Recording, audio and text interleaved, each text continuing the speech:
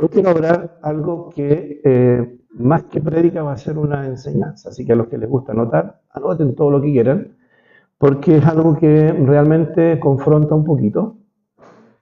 Tiempo atrás les hablé esto de que Dios enseña, pero también Dios confronta, y la verdad es que a veces cuando uno menos espera, Dios nos está confrontando. ¿Lo hace con amor? Sí, pero nos tiene que decir las cosas. Y hoy día siento que la iglesia, todos los que aquí estamos, necesitamos aprender un poquito más de este tema. Y el tema tiene que ver con el carácter del Hijo de Dios, carácter del cristiano, y tiene que ver con parte de esa formación del carácter y que es la corrección de Dios. ¿Amén?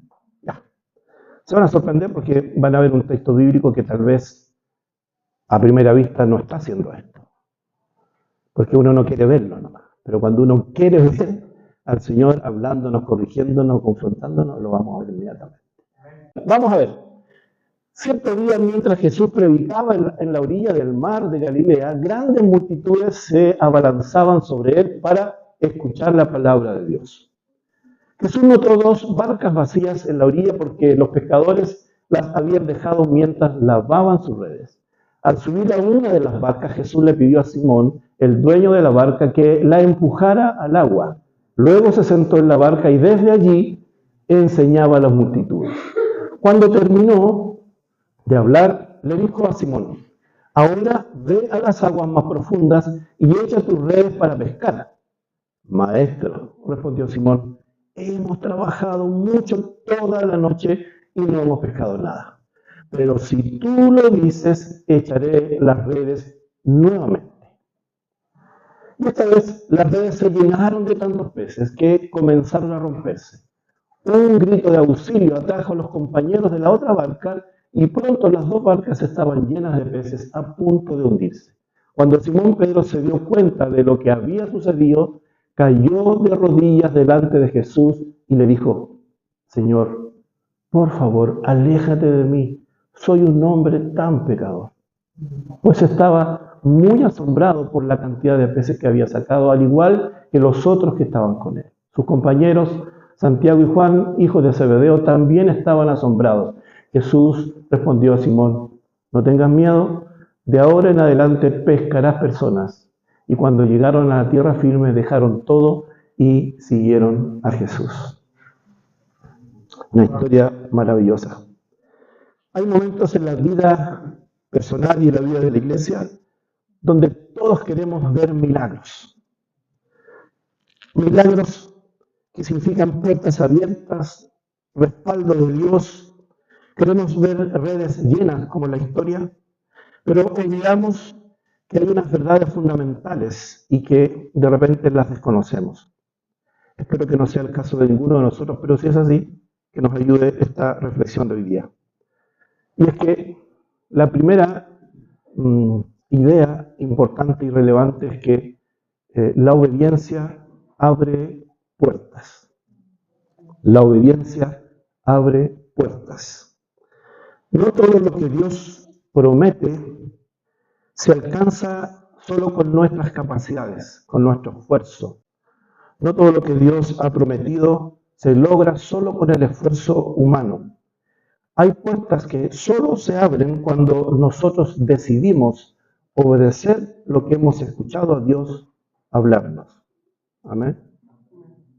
Ahora, si vemos en el texto de Isaías, capítulo 1, verso 9, no sé si lo puedes pasar ahí, gracias. Aquí te voy a llevar cortita para ti. Isaías capítulo 1, verso 9 dice: y si tan solo me obedecen, tendrán comida en abundancia. No sé quiénes conocen la historia que aparece ahí, pero les invito a que la lean posteriormente. Es un momento muy duro para el pueblo del Señor. Habían sido desobedientes, se habían apartado de Él, estaban haciendo cosas indebidas, habían defraudado el corazón y dañado el corazón de Dios. Y Él dice en un momento: si solo se ocuparan en obedecerle a Él, la provisión, la abundancia vendría a su pueblo. Ahora, Pedro era el experto pescador. Él lo sabía muy bien, sabía los horarios, el sector donde había que ir a pescar, sabía la hora. Entonces, su lógica, la lógica de Pedro, del experto, del conocedor, el de la experiencia, le decía, ya lo intentamos todo, toda la noche nos esforzamos y fue un fracaso. Esa fue la reacción de Pedro, lo que estaba a primera instancia, lo que estaba en su corazón y en su mente. Seguramente, se imaginan ustedes, ¿quién ha trabajado o quiénes trabajan de noche? ¿O quién ha trabajado de noche o toda la noche tratando de terminar algo? Varios de aquí, ¿sí o no? ¿Cómo uno termina en la mañana siguiente? Muerto, con hambre, cansado, incluso es tanto el cansancio que ni siquiera quieres comer. Quisiera solo irte a la cama y dormir. Pedro estaba así, porque el trabajo de pescador es un trabajo de mucho esfuerzo físico. Y la presión adicional de Pedro era que si no llevaba peces a su casa no había alimento ni para él ni para quienes trabajaban con él. Entonces era una presión más grande. ¿Quién ha trabajado a full y además ha tenido presión de que si no logra va a ser un fracaso? ¿A alguien le pasó eso? ¿Te pasa? Bueno, aquello es algo fuerte de vivir y experimentar. Pongámonos en los zapatos de Pedro. Así estaba Pedro. Y así hemos estado muchos de nosotros en más de alguna ocasión de nuestra vida, tratando de alcanzar algo para resolver algo mayor. Y no nos va bien. Entonces, Pedro, que tenía toda esta experiencia, tenía una lógica en ese minuto que le habría hecho responder a Jesús, no, ya no lo voy a hacer porque ya lo hice.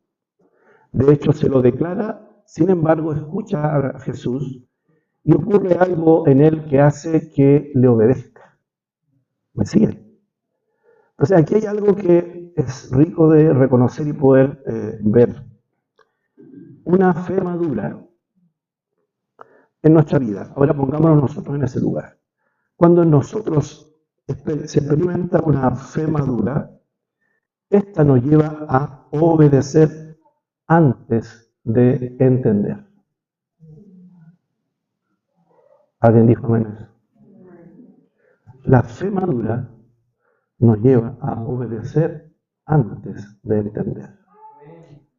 Cuando la fe aún le falta madurar, generalmente necesitamos entender y estar convencidos para recién querer obedecer. Ahora, la obediencia, ¿qué demuestra? La obediencia demuestra que confiamos en aquel que nos ha hablado, que confiamos en Dios. Pedro, no sabemos por qué, obra de Dios en su corazón, no conocía a Jesús, escuchó decirle, boga más adentro, ¿cierto? Ve más adentro y tira la red otra vez. Y no se quedó con su conocimiento y experiencia, sino que escucha la voz y la obedece. Ahora, ¿qué demuestra? Que él confió en Dios, porque incluso se lo declaró. Lo voy a hacer solo porque tú me lo dices. ¿Alguien aquí ha hecho eso alguna vez? No viendo ninguna solución, teniendo todo en contra. Y se te pide confiar, se te pide solo orar, o se te pide solo esperar. Pero oras o esperas confiadamente. Y cuando haces esto, ¿qué ocurre? Viene el milagro. Porque confías. Confías en aquel que te dio la palabra. ¿Hay alguien que tenga un testimonio aquí de aquello? Hay personas en esta sala que puedan decir, sí, yo hice eso. Cuando todo estaba en contra mía, cuando nada podía resultar, cuando humanamente no había ninguna posibilidad, cuando yo lo había intentado todo, a pesar de eso, a pesar de no ver luz, igual confié en Dios. Y el Señor hizo un milagro en mi vida. ¿Quiénes vivieron eso aquí? Levanten su mano. Bueno, yo conozco una historia como esa, muy fresquita y reciente. Y en la historia del Dani con su amada esposa. Dani nos contó que estaba metido en un tema muy complejo de salir, que lo había intentado, se había esforzado. Y llega a la iglesia y empieza a tener fe, y empieza a creer, empieza a confiar de que esto puede ocurrir, que puede ocurrir un milagro, porque en el fondo se necesitaba solo un milagro. Y estos días recién pasados, yo lo voy a atribuir solamente a respuesta de Dios. Y lo voy a decir por qué. Primero, porque varios le dijimos que esto iba a suceder porque había que confiar en el Señor. Y él empezó a confiar. Después se involucró a su esposa. Ya no era solo creyendo, sino que su esposa comenzó a creer. Luego, el domingo recién pasado, yo entiendo que no fue fácil venir a la iglesia, pero vinieron. Porque habitualmente el Dani trabaja el domingo y los mejores días son sábados y domingos. Pero él dejó de trabajar el domingo porque tenía una necesidad terrible de venir a la iglesia y escuchar la palabra y venir con su esposa. Pero nada estaba resuelto el domingo, ¿sí o no? Y el domingo cuando escuchamos el mensaje del Señor, el Señor nos llevó a hacer al final ciertas declaraciones basadas en la Escritura, ¿se recuerdan? Y palabras de fe.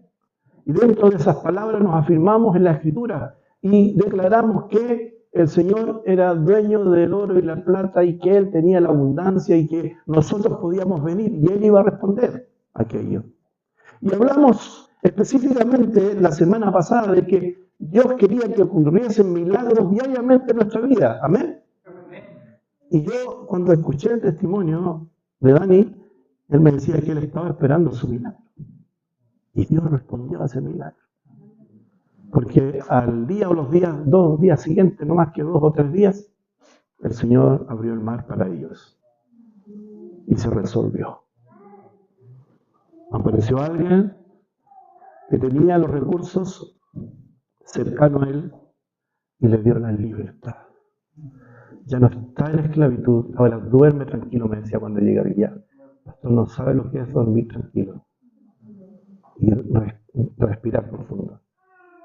Entonces, confiar en el Señor con todo el corazón es lo que el Señor nos invita. Entonces, Proverbios 3, 5 y 6, si lo tenemos ahí, genial. Dice esto: confía en el Señor con todo tu corazón, no dependas de tu propio entendimiento, busca su voluntad en todo lo que hagas y Él te mostrará cuál es el camino a tomar. Cuando uno está atorado con cosas o situaciones, a veces no sabe qué hacer. Incluso hay un término muy popular chileno que dice que nos ahogamos en un vaso de agua, ¿sí o no? Y es verdad, porque los problemas lo que hacen es confundir nuestro corazón, confundir nuestra mente, anular un poco nuestra creatividad para resolver. Entonces nos ahogamos en muy poquito. Cuando la solución siempre es muy fácil y simple. ¿Cuál es? Venir al Señor y confiar en Él. Y descansar que cualquiera sea la situación por la que estemos pasando, Dios sí la puede resolver. ¿Amén? Entonces, ¿por qué? Primero porque Dios lo prometió y es lo que Él quiere para nosotros. Pero ya dijimos que no todo lo podemos resolver con nuestras propias fuerzas o nuestras capacidades.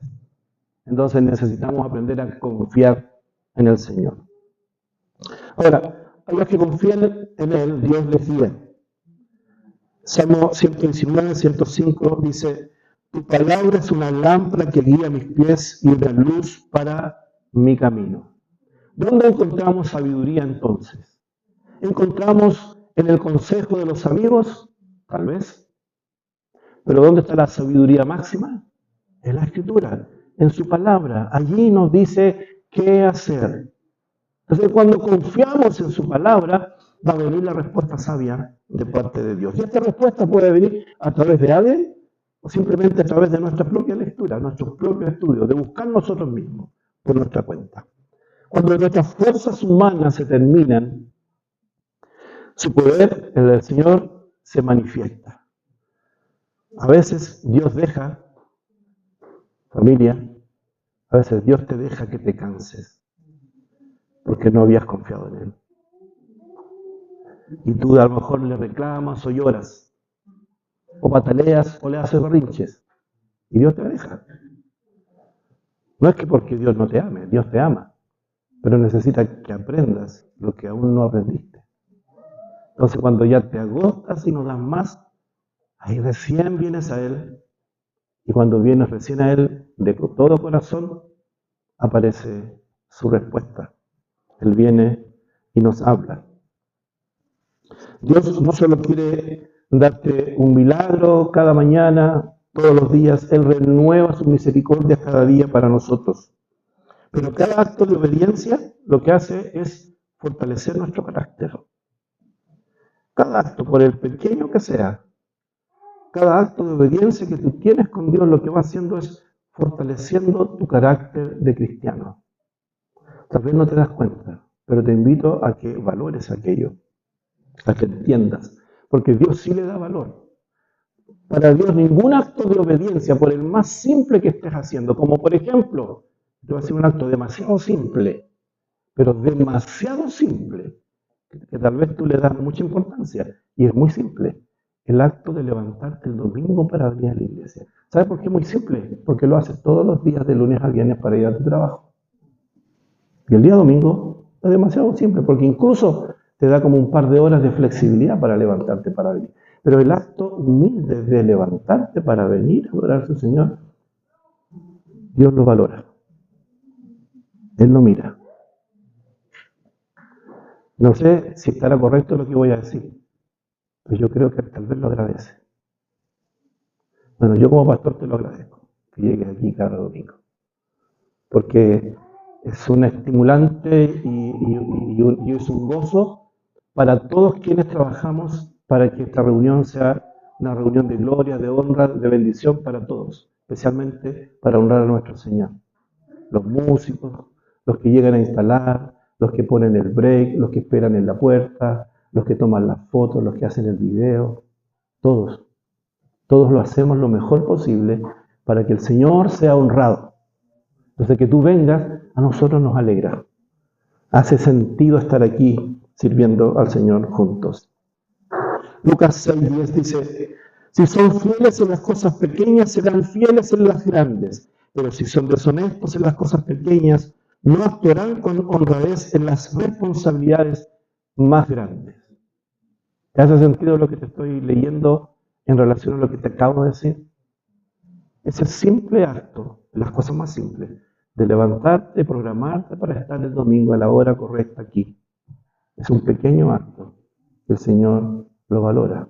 Y ese pequeño acto te va llevando a algo más grande, algo mayor.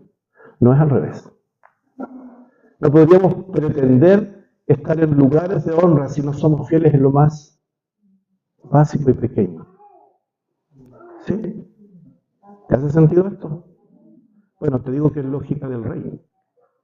Ahora, el Señor es soberano y Él hace como Él quiere. Porque muchas veces este Señor que está aquí, no teniendo ninguna virtud, ha estado en lugares de honra, porque el Señor le plació nomás. No quiere decir con esto que yo me voy a ganar también un lugar de honra. Voy a conseguir con esto, con hacer pequeñas cosas o muchas cosas, porque sería una teología muy cercana a la teología más bien católica, que es por obras. Y nosotros no creemos que sea por obras, sino que es porque somos fieles. La fidelidad aquí es la base y es la clave. Ahora, entonces, fíjate lo que dice entonces Lucas. Dice, si son fieles, ¿ok? Es como una condición, ¿o no? Pareciera. Ese sí, si son fieles, podría decirse. En otra traducción debe decirlo un poco más categórico. Si son fieles en las cosas pequeñas, dice, van a ser fieles en las cosas más grandes también. La fidelidad y la obediencia caminan juntos, iglesia. ¿Se acuerdan que le dije al comienzo? Esta reflexión de hoy día va a ir confrontándonos en ciertos momentos. ¿Sí? ¿A cuánto les gusta ser confrontados? A unos poquitos. No es muy común que nos guste ser confrontados, ¿cierto? No es algo que nosotros busquemos ni deseemos. Quisiéramos pasar piolita y que todo esté bien. Pero vamos a descubrir por qué es bueno durante lo que nos va quedando. A ver. ¿Qué milagro le pides a Dios? Sería la pregunta más habitual que podemos encontrar entre nosotros.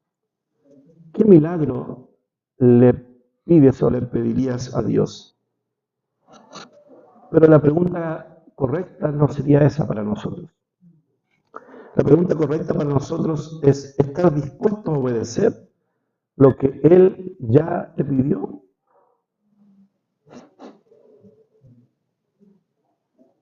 ¿Cuál te hace pensar más? ¿La primera o la segunda? La segunda. Claro, porque la primera sería como vivir una vida de peticiones, peticiones y peticiones. ¿Quiénes vivieron así alguna vez por falta de conocimiento? Todos se lo pedían al Señor. Vamos pidiéndole, lista de peticiones, ¿sí o no? Algunos se ríen nomás, no quieren decir nada, pero se ríen. Claro, porque eso refleja la mayoría de los creyentes, especialmente en su etapa de inmadurez. Nosotros tenemos etapas de crecimiento, vamos como niños hasta grandes, ¿sí o no? Pero en nuestra primera etapa como de inmadurez, lo único que hacemos es creer que Dios es un dador solamente. A Él le pedimos todo. Le pedimos igual que el papá cuando somos niños o la mamá cuando somos niños, los regalos para el cumpleaños, los regalos de Navidad. Como que el papá o la mamá tienen el deber de preguntarnos ¿qué quieres de regalo? A veces los papás cometemos ese error. Les preguntamos a los niños qué quieres de regalo, ¿cierto? O a veces inducimos a que nos digan aquello que nosotros ya le tenemos comprado. Pero Dios no es así. Entonces la pregunta que nosotros de verdad tendríamos que hacernos en una etapa de un nivel de madurez un poquito más grande sería esta. ¿Estamos dispuestos a obedecer lo que Dios ya nos habló? ¿Lo que ya Dios nos envió? ¿A lo que nos dijo que hiciéramos? Santiago 1:22 dice lo siguiente. No solo escuchen la palabra de Dios, tienen que ponerla en práctica. De lo contrario, se engañan a sí mismos. ¿Quién está de acuerdo con eso? Claro. Les quiero desafiar, ¿eh? Las leceras que se me ocurren a mí a veces echan a perder la práctica, pero son cosas que se me ocurren. Quiero desafiarlos.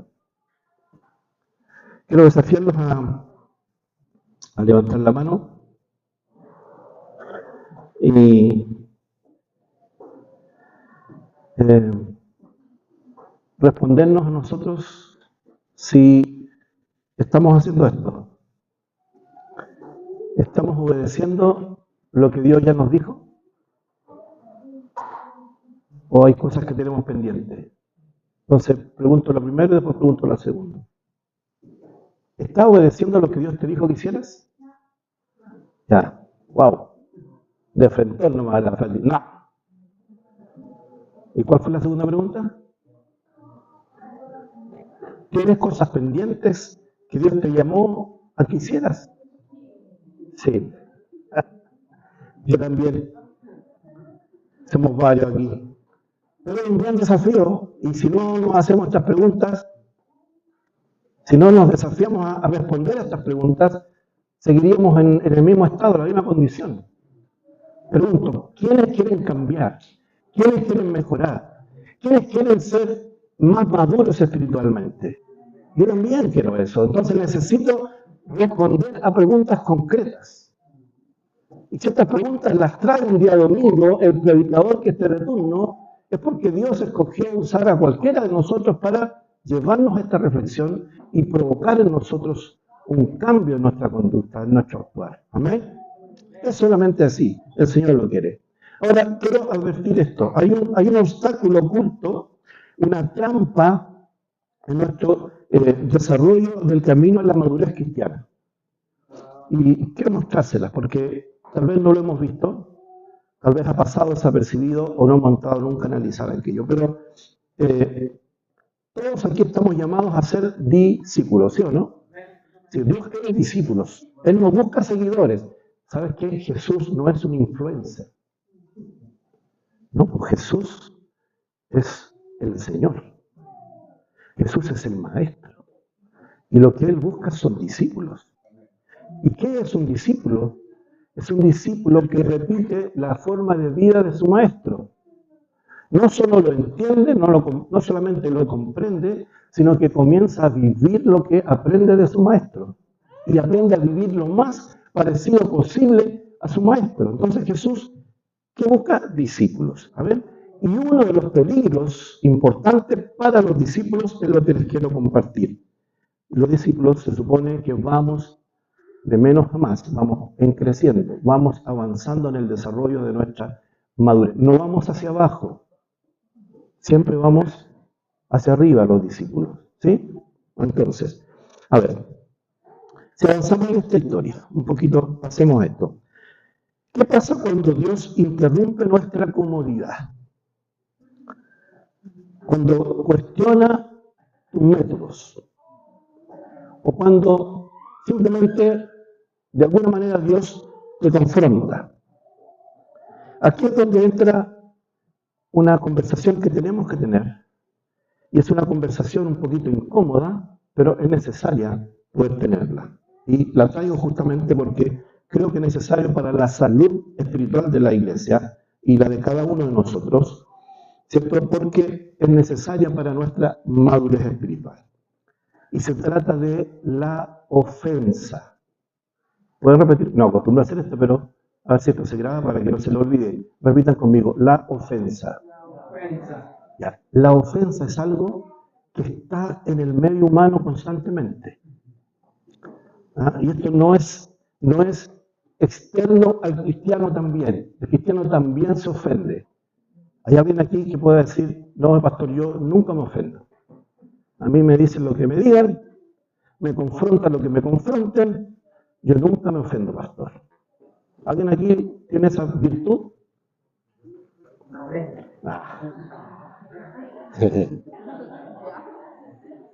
Entonces, la ofensa es el enemigo silencioso del discípulo o del discipulado. ¿Ok? Si estás anotando, escribe esa frase. La ofensa es el enemigo silencioso del discípulo o del discipulado. ¿Por qué? Porque muchos quieren crecer en Dios, muchos quieren crecer en el conocimiento y en la comunión con Dios, pero muchos también, pues no todos, muchos ponen también una condición invisible que nadie ve y a nadie se la dice, pero la tienen en su mente, en su corazón, y es como hacer esta oración. Señor, sácame de Egipto. ¿Todos entienden lo que es sacarnos de Egipto? ¿Alguien que sea nuevo a lo mejor no entiende? ¿Alguien no entiende para explicarlo? Ya, Egipto significaba esto. El pueblo de Israel estaba esclavo en Egipto, no era libre. Vivió por años esclavizado, sirviendo solamente. No tenía la libertad de tomar decisiones, tenía a los, ¿cómo se llama esto? Los egipcios que los azotaban, los castigaban, ¿cierto? Si no hacían lo que ellos querían. ¿Ok? Estaban esclavos. Entonces se habla de sacarnos de Egipto, sacarnos de la esclavitud, de nuestra antigua vida, nuestra antigua forma de vivir. ¿Cuáles son las esclavitudes? Las deudas, las adicciones, los pecados, las malas intenciones, las mentiras, ¿me entiendes? Todo eso que es del mundo es estar metido allá en Egipto. Entonces, cuando venimos al Señor, a veces nos pasa que este peligro invisible que tenemos es como cuando alguien dice esto: Señor, sácame de Egipto, de todo aquello que acabo de mencionar, pero no toques mi ego. Sácame de allá, hazme libre, pero no toques mi ego, que vive como por aquí, ¿cierto? Un poco aquí y un poco acá. A ver, hay una imagen ahí que yo les pedí por ahí que pusieran. Tu crecimiento Mi crecimiento termina donde comienza tu ofensa. Y allí se detiene. Estabas creciendo, iglesia, toda la iglesia, estaba creciendo. Tú en lo particular, Pablo, Gaby, Gadiel, Rodrigo, vamos creciendo, ¿sí o no? Y viene la ofensa, te sientes ofendido por algo. Y en ese minuto, tu crecimiento discipular se detiene. Hasta ahí llegaste. La ofensa, ese malestar, esa sensación, ese sentimiento que viene, wow, detiene tu avance en el crecimiento de tu madurez espiritual. ¿Cómo lo vemos? Por ejemplo, si te pasa o si nos pasa que toda corrección nos parece un ataque personal, es que estamos viviendo en la ofensa. Si nos pasa que toda sugerencia que nos hacen los pastores nos parece un juicio de nosotros, es que estamos viviendo en la ofensa. Si nos pasa que si toda confrontación bíblica que viene a nosotros nos parece como un rechazo, es que estamos viviendo en la ofensa. Y lo que nos está pasando a nosotros es que no estamos protegiendo el corazón, porque algunos dicen que yo protejo mi corazón. Y lo que estás haciendo es no proteger tu corazón, lo que estás haciendo es proteger tu ego. Y el ego es parte de la idolatría. Y el Señor lo enseña muy fuertemente en el Antiguo Testamento y nos muestra que Dios no está dispuesto a compartir el trono y que levantemos ídolos a quienes adoramos. Y a veces nosotros nos adoramos a nosotros mismos y nos ponemos en una posición muy alta. Entonces, si comparamos la madurez con la inmadurez, frente a esta incomodidad que se nos presenta, vamos a encontrar algunas diferencias que nos ayudarían a mirar un poquito. Pero antes, frente a la corrección y al trato de Dios,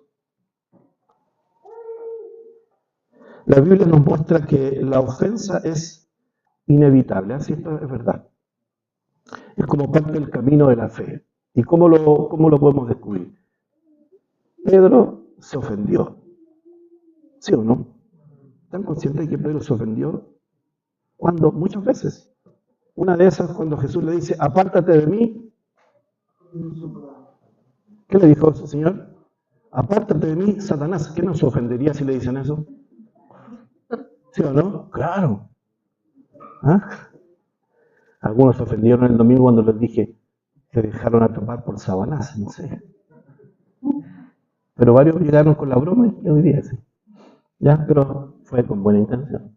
Pero la ofensa es algo que está como ahí a flor de piel, en nosotros, en todos. Pedro se ofendió, también se ofendió Jonás, tanto así que se enojó, agarró, compró pasaje justo para el lado contrario donde Jesús lo había enviado, para no hacerle caso al Señor. Le dijo, ve a Nínive, y él agarró los pasajes y se fue a Tarsis, para el otro lado, ofendido, porque le estaba pidiendo a Dios que hiciera algo que encontraba absurdo, porque igual iba a perdonar a los ninivitas. Entonces su corazón se sintió ofendido. Los discípulos se ofendieron muchas veces. Me recuerdo que en una de esas oportunidades Jesús dio una palabra que muchos dijeron, dura es esta palabra, y una cantidad enorme de seguidores de Jesús se fueron. Por eso es que de repente los pastores, aunque nos duele, entendemos que a veces nos va a pasar que gente se va a ir. ¿Y qué hizo Jesús en esa oportunidad? ¿Se recuerdan? Cuando se fueron y venían los discípulos detrás de él caminando, ¿ah? ¿Qué hizo Jesús? Se dio vuelta y los confrontó más encima. ¿Y ustedes también se van a ir? No le habló despacito, ni con cariño, ni le sobó la cabeza. Chiquillos, no se vayan ustedes, no me van a dejar solito. No, no les confrontó. Y ustedes se quieren ir. ¿A quién iremos, Señor? ¿Sí o no? Si tú tienes palabra de vida eterna. Hay momentos y momentos en la vida. Por lo tanto, la ofensa es parte del quehacer de la vida del creyente. Es. Y no es algo que podamos evitar. Es parte. Amén. Ahora, el punto es, ¿qué haces después que te duele? Y eso es lo importante reflexionar. No si nos ofendemos o no, no es la pregunta correcta, sino que la pregunta es ¿qué hacemos después que esto te dolió? Después que te sentiste ofendido, después que sentiste esta incomodidad respecto a la situación que acabas de ver. Y eso es lo que quiero mostrarte ahora en la madurez y en la inmadurez. Por ejemplo, en la inmadurez, eso también se los traje ahí, a ver si lo puedes poner. En la inmadurez, convierte la incomodidad de la ofensa en la excusa perfecta para tomar las decisiones que tu corazón quiere tomar y que muchas veces no tienen nada que ver con el corazón de Dios. Ahí está la excusa. Esa incomodidad, esa ofensa que yo estoy sintiendo es mi excusa. Y ahí es donde te pueden pasar cosas como esto me dolió, así que esto debe estar muy mal. El pastor me tiene mal. Esa cuestión es como... Es para la risa, pero hablábamos el otro día en casa con unos hermanos y es como siempre el pastor, más que la pastora son tiernas. Los pastores somos más... Es como la piedra de tope el pastor. No, el pastor me tiene mal, no me quiere el pastor. ¿Cierto? O se va a hacer como la iglesia es muy dura. ¿Cierto? Los líderes están muy lejos. Mil cosas. Pero la madurez frente a la misma circunstancia, ¿qué es lo que hace? La madurez abraza el proceso. Porque esto que ocurre es parte de un proceso que todos tenemos que vivir, entendiendo que la ofensa no es algo que no vas a vivir. O sea, yo lo vivo pero constantemente. Y tú también. Y lo vives fuera y dentro de la fe. Te ofendes en tu trabajo, te ofendes en tu casa, con tu familia, con tus amigos, te ofendes. Y también te ofendes en la iglesia.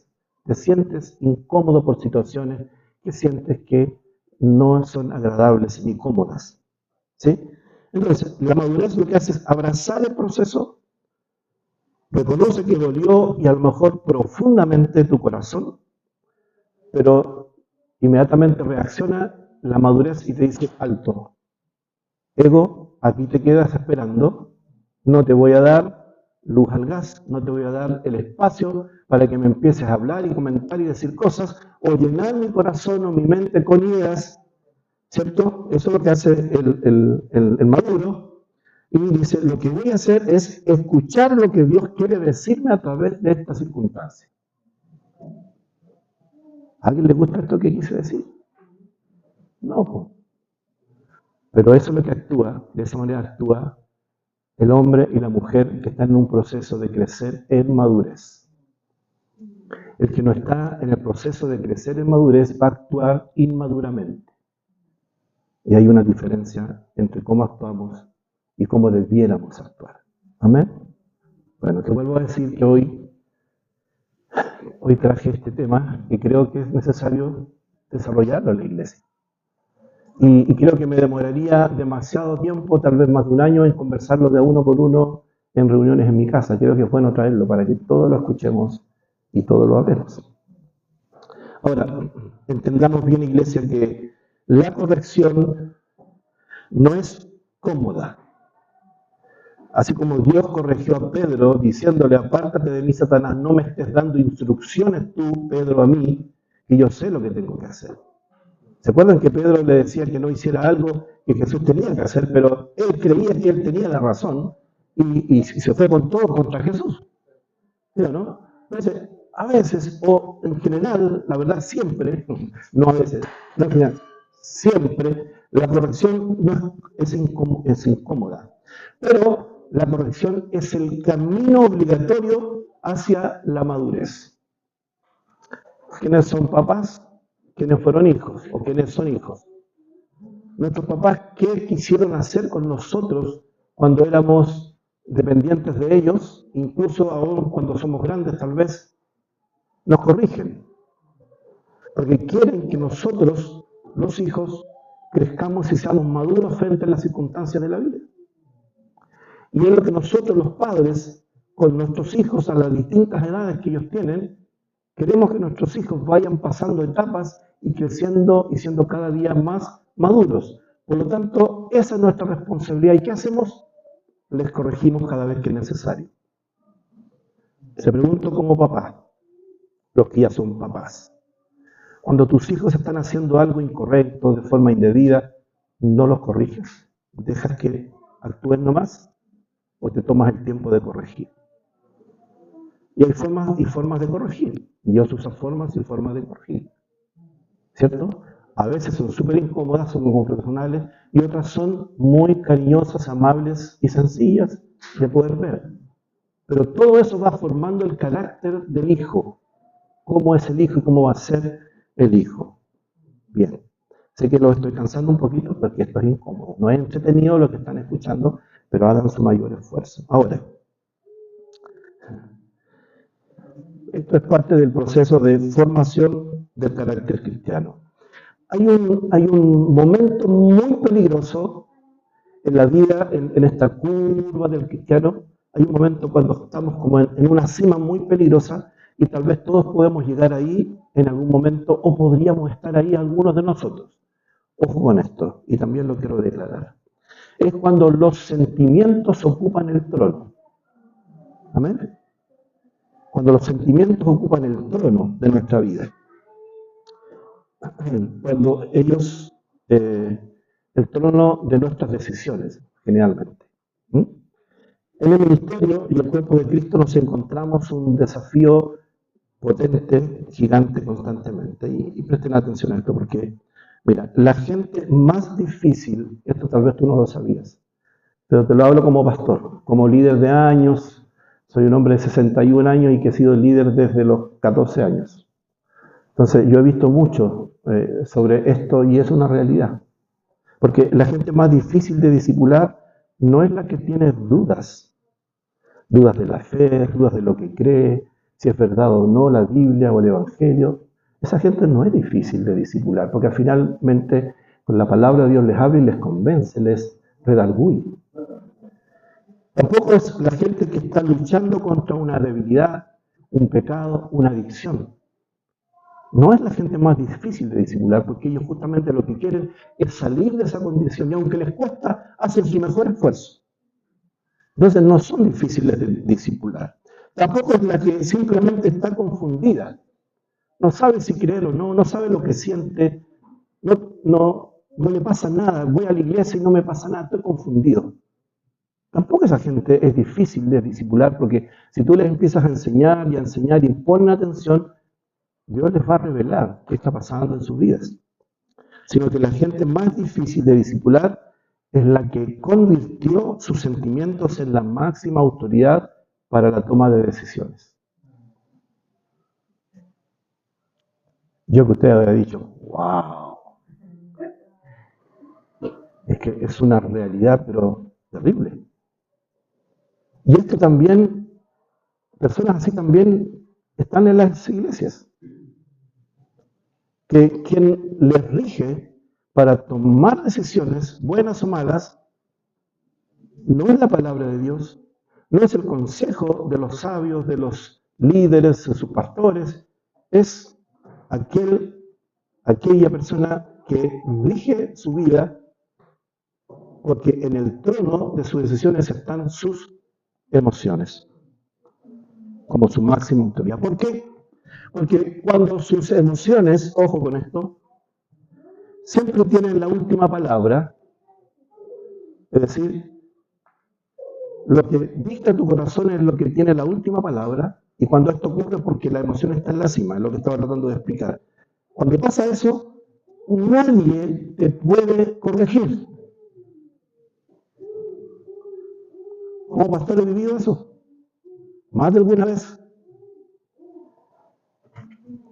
Le puedo decir lo que sea, lo puedo ministrar, puedo orar, puedo llorar con el hermano o con la hermana, pero sus decisiones no las mueve nadie, porque están basadas en lo que siente su corazón. Eso le manda. Nada más lo conmueve que las decisiones de su corazón, de sus emociones. Y hay una frase que sería muy fuerte, pero la voy a decir igual. Ni siquiera Dios le hace cambiar sus decisiones. Hay alguien aquí que humildemente pueda, no es necesario que levante tu mano, pero es para la reflexión. Hay alguien aquí que humildemente pueda reconocer que ha estado, o tal vez está, en un momento donde sus emociones son las que rigen tus decisiones. Y que viniste a la iglesia, a pesar de todo, venía, pero nada te llegaba. Escuchabas una palabra y te ibas exactamente igual. Porque no te convence Dios y su palabra. Lo que ya decidiste lo tenías aquí y aquí. Y ya no escuchas nada más. Entonces, la trampa del orgullo personal. Hay quienes creen que todo lo que los confronta los está controlando. O sea, les carga que los controlen. ¿A qué no les carga que los controlen? ¿Te gusta que te controlen? A mí tampoco. Pero todo lo que sienten que los confronta, creen que tienen la intención de controlar. Otras personas sienten que toda autoridad es un abuso. ¿Sí? Esto se habla mucho y se enseña mucho cuando estudiamos un poquito acerca de la orfandad. ¿Sí? Eso es un tema que hemos enseñado en la iglesia y que lo vamos a retomar en algún momento otra vez. Es muy bueno aprender sobre eso. A veces lo que llamamos nosotros discernimiento, cuando estamos así de confundidos, cuando estamos siendo dominados por nuestras emociones, no es nada más que el ego intentando convencernos que la divina verdad de Dios se va a adaptar a nuestra forma de sentir. Los veo cansados. Vamos al final.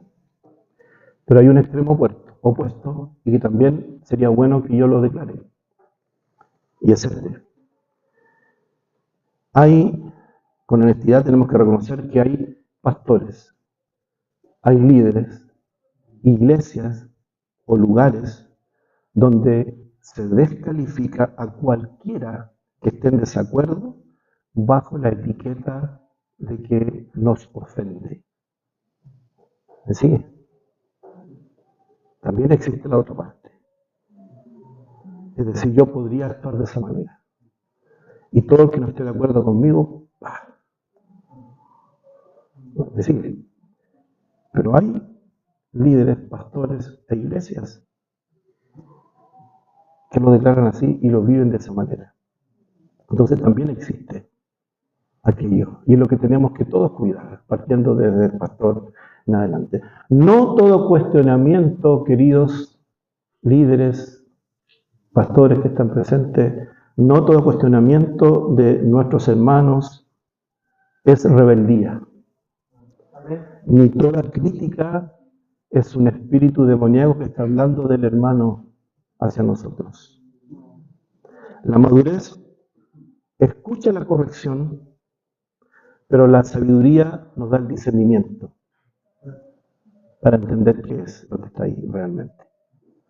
Y el propósito, entonces terminemos mirando de nuevo a Pedro, la pesca milagrosa. Cuando Pedro vio el milagro, vio la grandeza de Jesús, lo que él había hecho, ¿qué hizo? ¿Qué hizo? ¿Qué dice la escritura que acabamos de leer? Dice que se postró a los pies de Jesús.